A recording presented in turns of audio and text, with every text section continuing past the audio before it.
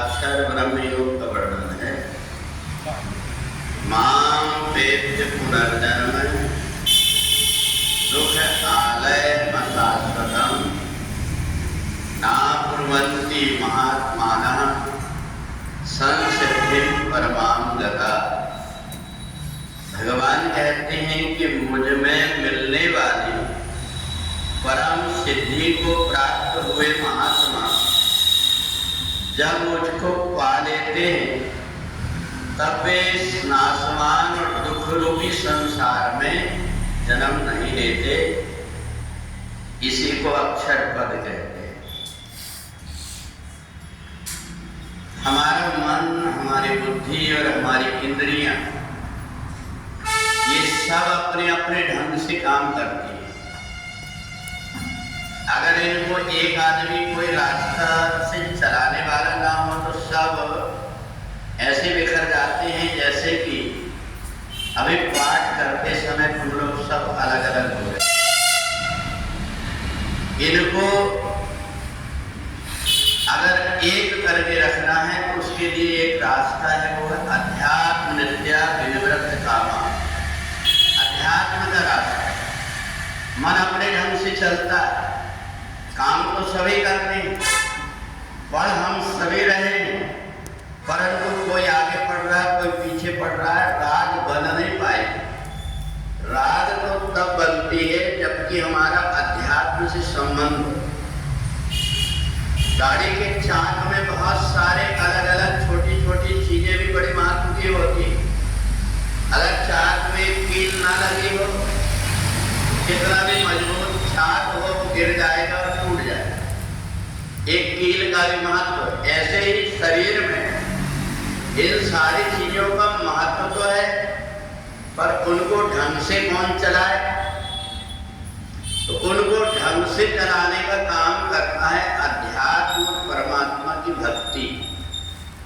तो हमारे जीवन में सब कुछ आ जाए पर परमात्मा की भक्ति ना आए तो हमारा जीवन अस्त व्यस्त हो जाता है।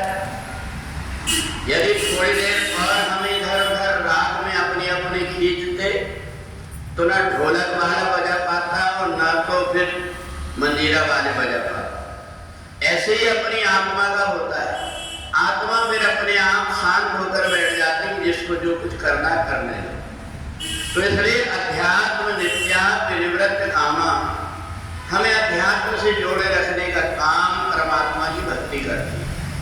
और ये जो परमात्मा की भक्ति है, परमात्मा की भक्ति के लिए कोई व्रत होते हैं, कोई उपवास होते हैं, कोई अनुष्ठान होते हैं, कोई जाप होते हैं। तो इसलिए हम अनेक प्रकार के उपाय करते हैं कि हमारी अध्यात्म की वृद्धि कैसे हो जाए।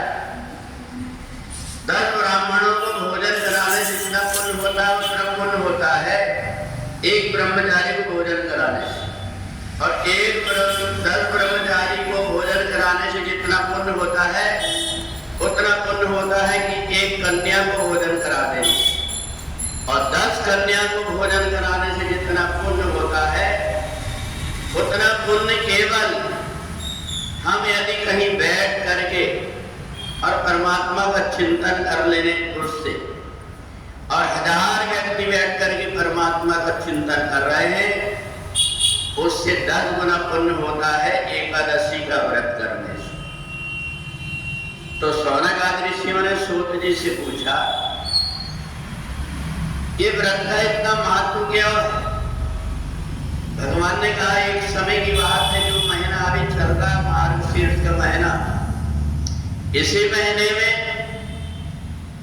जब व्यक्ति अनेक प्रकार के दुराचार करने लगे, पाप करने लगे, चोरी करने लगे, चुगली करने लगे, मंदिरों के धन को चुराने लगे, दूसरों के अनाज को छीनने लगे, एक दूसरे को मारपीट करने लगे, हत्या करने लगे, तो उस समय पर भगवान ने जब देखा कि ये मनुष्य लोक में तो सब कुछ अनर्थ हो रहा है, तो उस समय भगवान ने मन में विचार किया कि इनको वध करना चाहिए। तो इन दुराचारियों को भगवान ने जब वध करने के लिए सोचे तो उस समय पर आसुरी प्रवृत्ति भी सतोगुणी प्रवृत्ति से कमजोर नहीं होती। कितने सारे ऐसे बलवान राक्षस हो गए जिनके साथ में युद्ध करने के लिए भगवान को भी बड़ा छल करना पड़ा, तब जाकर के तो भगवान ने एक एक करके दानवों का वध तो कर दिया, परंतु एक राक्षस रह गया जिसका नाम था मुर। मुर नाम का जो राक्षस था वो उसने देखा भगवान विष्णु को कि ये समय पर अभी बहुत थक गए और थक करके सोए हुए हैं, तो उसने जाकर के भगवान के ऊपर आक्रमण कर दिया। भगवान के ऊपर जैसे आक्रमण किया तो भगवान के शरीर से एक कन्या उत्पन्न होकर के और मुर दैत्य का उसने वध कर दिया। भगवान की जब आंख खुली देखे तो राक्षस मरा पड़ा हुआ है। भगवान ने कहा कि इसको मैं इतना कोशिश किया, कई वर्षों तक युद्ध किया तो मेरे से नहीं मरा, इसको मारा किसने? पीछे पलट करके देखा एक छोटी सी कन्या बैठी हुई। उससे पूछा देवी तुम कौन हो? उन्होंने कहा कि मैं आपके शरीर से ही उत्पन्न हुई, आपकी ही शक्ति हूं। भक्तों के द्वारा जो आपको पुण्य कर्म किया करके अर्पण किया जाता है, वो पुण्य कर्म ही उन्हीं का रूप धारण करके मैं आपके शरीर से उत्पन्न हुई। भगवान ने कहा देखो मेरे शरीर से उत्पन्न हुई है, इसलिए तुम्हारा नाम उत्पन्ना होगा। और आज मार्गशीर्ष मास की एकादशी है, इसलिए तुम्हारा दूसरा नाम एकादशी होगा। आज से मैं तुम्हें वरदान देता हूं कि जो इस एकादशी के दिन मेरे इस भक्ति करके और ओम नमो भगवते वासुदेवाय का जाप करेगा, मेरे लिए जरा सा भी सत्कर्म करेगा, उनकी तुम रक्षा करना, सब प्रकार की बुरी वृत्तियों से बचा करके रखना, ऐसा आशीर्वाद दिया। तब से भगवान ने कहा कि प्रत्येक महीने में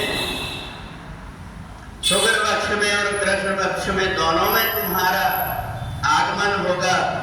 कृष्ण पक्ष और शुक्ल पक्ष में अलग अलग तुम्हारे नाम होंगे। उन एकादशियों के अलग अलग महत्व होगा। जो भी एक भी एकादशी के दिन व्रत कर लेता है या तुम्हारी उत्पत्ति की कथा सुन लेता है, उसके ऊपर मेरी हमेशा कृपा बनी रहेगी। तो इसलिए भगवान ने एकादशी को वरदान दिया था।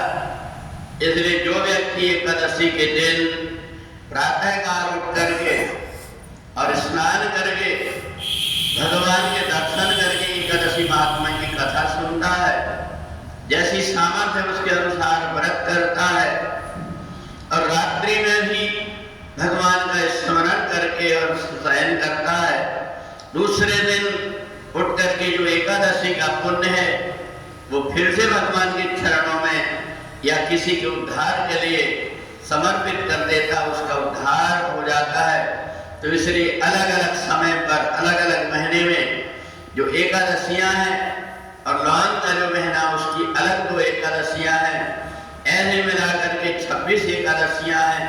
इन एकादशियों में से एक भी एकादशी के दिन कोई व्यक्ति भगवान का दर्शन करके भगवान के नाम का स्मरण कर लेता है, हजारों यज्ञ के बराबर उसको पुण्य मिलता है। बोलिए सच्चिदानंद भगवान।